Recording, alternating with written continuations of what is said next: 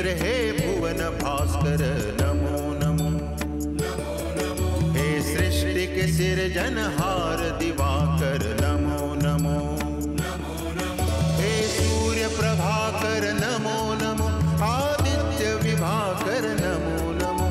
हे भानु तिमिर हर नमो नमो। हे रवि भुवनेश्वर नमो नमो। हे विश्वनेत्र हे भुवन भास्कर नमो नमो।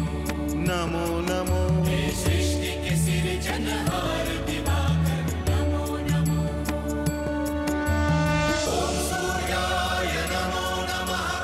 ओम सूर्याय नमो नमः।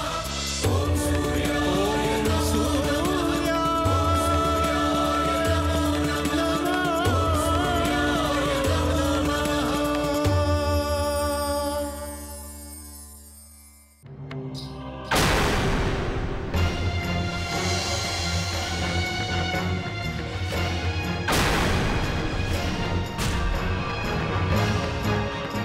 ऋषिवर, स्वागत है आपका।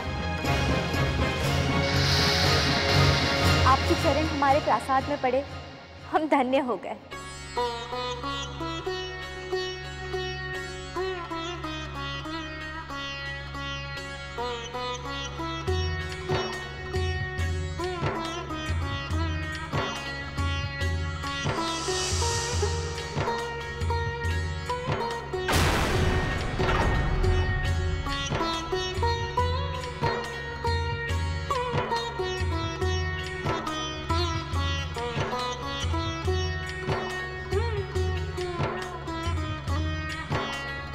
बेटी आदिति, हमें पूरा भरोसा था कि तुम सफल होकर ही लौटोगी। ऋषि कश्यप को मनाने पर बहुत बहुत बधाई। ये दुष्ट अदिति बहुत ही धूर्त है। प्रपंच करना तो कोई इससे सीखे। इस ऋषि को भी अपने रूप जाल में फंसाकर यहाँ तक ले आई है। मैं ये सब छल नहीं जानती, सीधी बात करती हूँ, इसलिए ऐसे प्रपंच नहीं कर पाती। किंतु इस अदिति की बच्ची को तो इसी की भाषा में उत्तर देना होगा। ऋषि कश्यप, अच्छा किया कि आप स्वयं यहाँ आ गए। हम जानते थे कि आप एक बुद्धिमान व्यक्ति हैं। ऐसा ही मार्ग ढूंढेंगे जिससे सबके जीवन में सुख शांति बनी रहे। ऋषि कश्यप, आपने प्रासाद में आकर इसे पवित्र कर दिया। माता वीणी, राजकुमारी अदिति ने मुझसे आग्रह किया था कि मैं कुछ समय आपका आतिथ्य ग्रहण करूं। इनका आग्रह मैं ठुकरा नहीं सका।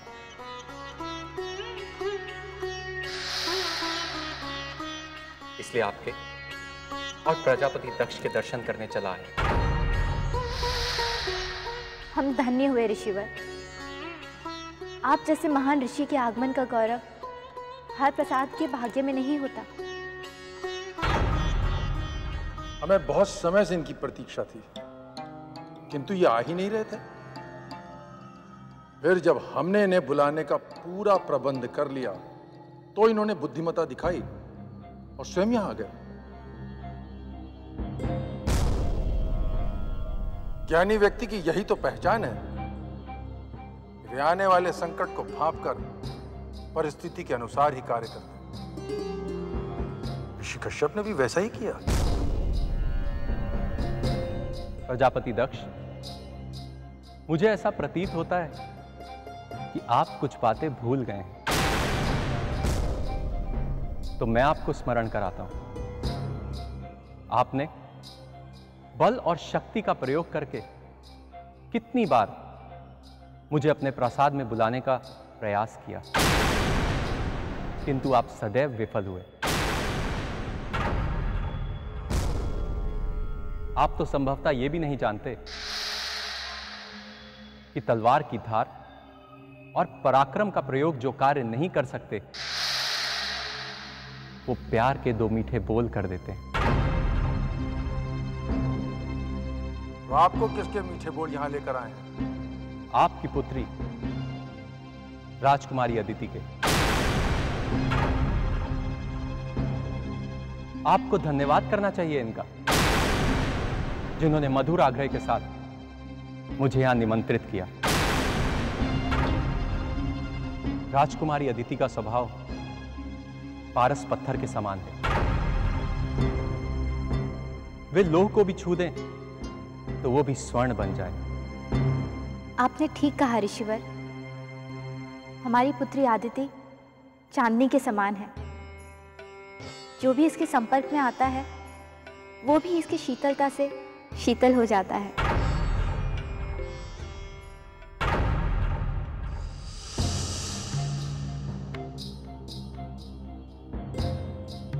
ऋषि कश्यप, मेरे जीवन में सबसे मूल्यवान वस्तु है मेरी प्रिय पुत्री दिति की प्रसन्नता। यदि वो आपके किसी भी व्यवहार या आचरण से कुपित है,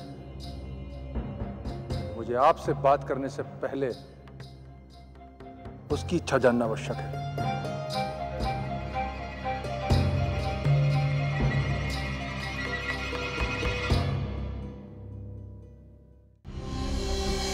कुछ न कुछ तो करना ही पड़ेगा इस विष कन्या अदिति को उसी की शैली में उत्तर देने के लिए। किंतु क्या किया जाए यही समझ में नहीं आ रहा। मन तो करता है अभी जाके मुंह तोड़ते हैं उसका, पर ऐसा कर नहीं सकते। राजकुमारी जी,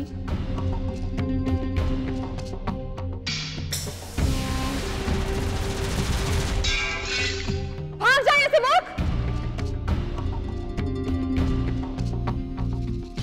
पुत्री दिति, क्या बात है? तुम इस प्रकार राजसभा से उठकर चली क्यों आई? यदि आप हमारे उठकर आने का कारण नहीं समझ सकते तो हम आपको समझा नहीं सकते। हम जानते हैं पुत्री कि ऋषि कश्यप की कुछ बातें तुम्हें बुरी लगी हैं, किंतु वो तो मूर्ख है। जो रत्न अनायास ही उसके हाथ लग रहा है उसका वो मूल्य नहीं समझ रहा। एक बार तुम्हारा उससे विवाह हो जाए, फिर देखना उसे तुम्हारे सारे गुण दिखाई देने लगेंगे। पिताश्री, हम ऋषि कश्यप से विवाह नहीं करना चाहते। नहीं पुत्री दिति, महर्षि भृगु संसार में ज्योतिष शास्त्र के सबसे बड़े विद्वान हैं। उनकी गणना असत्य नहीं हो सकती। इसलिए तुम्हारा विवाह तो हर हाल में ऋषि कश्यप से ही होगा। यदि ऐसा है तो यह विवाह तभी होगा जब ऋषि कश्यप हमें अपनी पटरानी घोषित करें और जीवन पर्यंत हमारी इच्छा का सम्मान करने का वचन दें। नहीं प्रजापति दक्ष, ये वचन देना असंभव है। ऋषि कश्यप, यदि आपको हमारी प्रिय पुत्री दिति की मांग स्वीकार नहीं, तो हमें भी आप अपनी 13 अन्य कन्याओं के वर के रूप में स्वीकार नहीं है। प्रजापति दक्ष, मैंने तो कभी आपसे जमाई बनने की इच्छा की ही नहीं, और ना ही कभी मैंने आपकी पुत्रियों का हाथ मांगा। मुझे जमाई बनाने की इच्छा आपकी थी, और यदि अब आपका निर्णय बदल गया है तो मुझे उसमें कोई आपत्ति नहीं।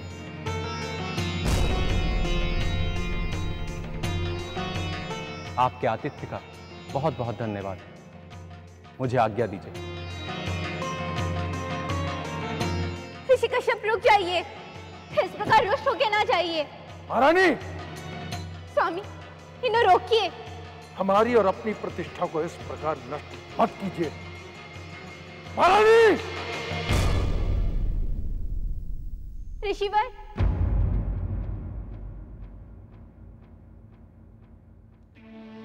रुक जाइए ऋषिवर।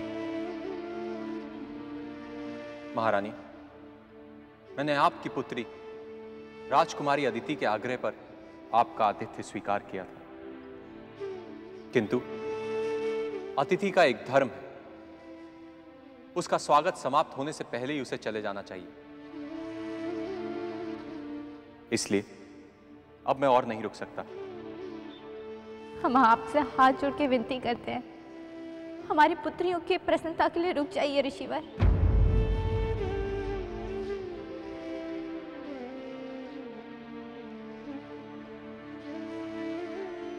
महारानी, मैं आपका मां समान आदर करता हूं। आपको मुझसे कुछ मांगने की आवश्यकता नहीं है। मुझे आपका आदेश स्वीकार। मैं कुछ समय और आपका आतिथ्य ग्रहण करने के लिए तैयार हूं।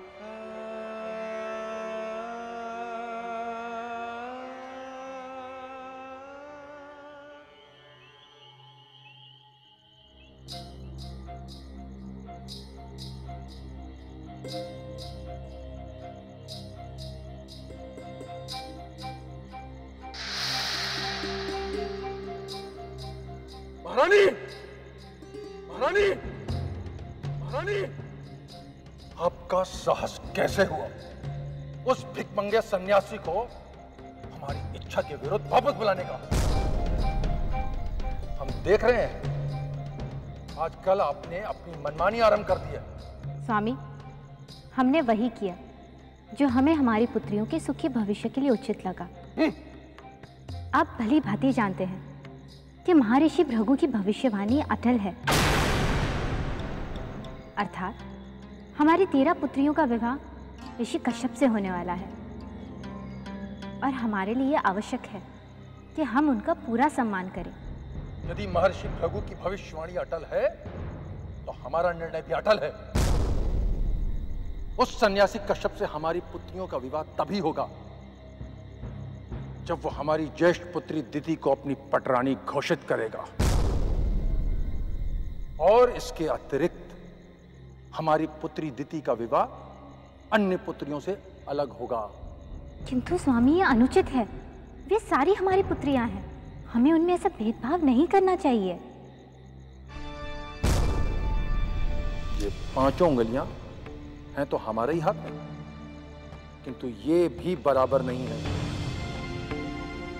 इसी प्रकार हमारी सभी संतानें एक समान नहीं हो सकती। यदि आप हमारी बात नहीं समझना चाहते तो हम आपको नहीं समझा सकते।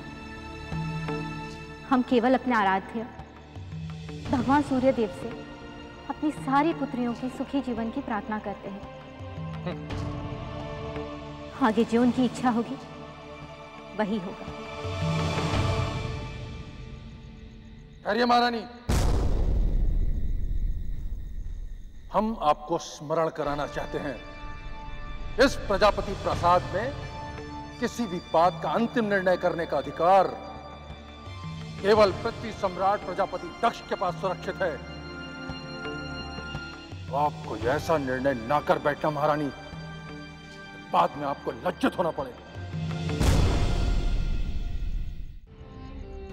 हम करें तो करें क्या?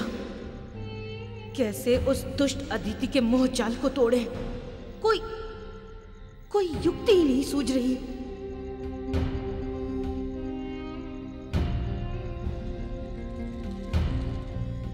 दिति, अरे माताश्री, आप यहाँ? आज आपको अपनी प्रिय अदिति से समय मिल गया। दिति, तुम्हारे पिताश्री ने ऋषि कश्यप के सामने ये मांग रखी है कि वे तुम्हें पटरानी घोषित करें। आपको कोई भ्रम हुआ है माताश्री? यह मांग पिताश्री की नहीं, हमारी है, और हम किसी भी मूल्य पर इसे वापस नहीं लेंगे। दिति, इस अनुचित मांग को ऋषिवर कभी भी नहीं स्वीकारेंगे और इसका परिणाम हमारे परिवार के लिए शुभ नहीं होगा। ये सब हम नहीं जानते। हमें पति का प्रेम अपनी अन्य बहनों से अधिक चाहिए।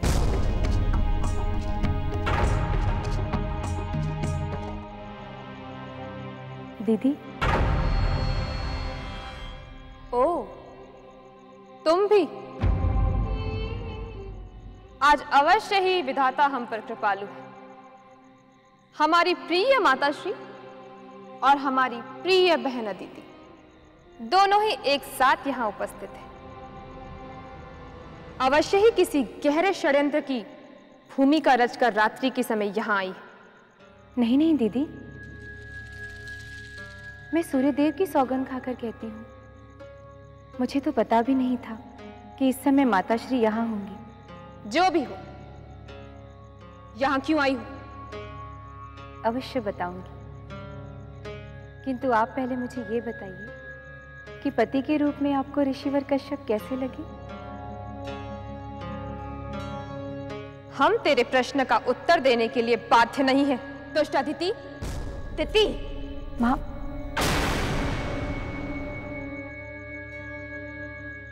दीदी, मैं तो यहाँ केवल इतना कहने आई थी कि मुझे और हमारी अन्य बहनों को आपकी मांग स्वीकार है। हम सभी की ओर से मैं आपको वचन देती हूँ कि हम सब कश्यप आश्रम में आपकी दासियां बनकर रहेंगी। आपकी इच्छा ही हमारे लिए सर्वोपरि होगी। आदिति, ये कैसी मूर्खतापूर्ण बात कर रही हो तुम? दिति की मांग अनुचित है और इसका समर्थन करके तुम ही अनुचित बात कर रही हो। इस सारे नाटक की कोई आवश्यकता नहीं है।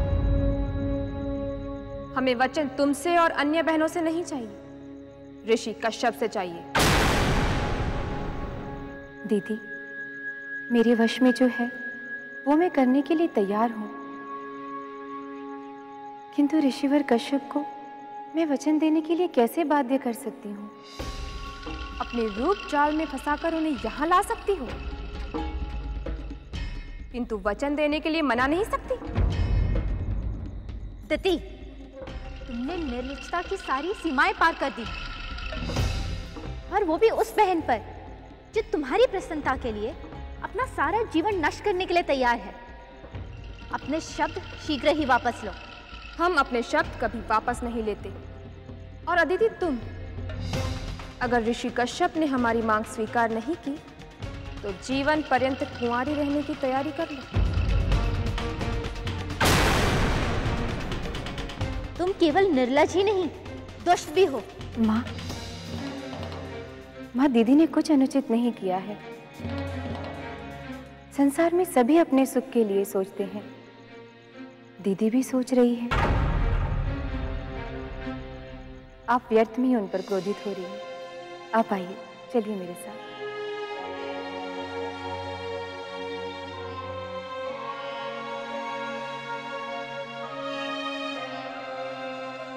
यह विवाद तभी होगा जब ऋषि कश्यप हमारी मांग स्वीकार करें।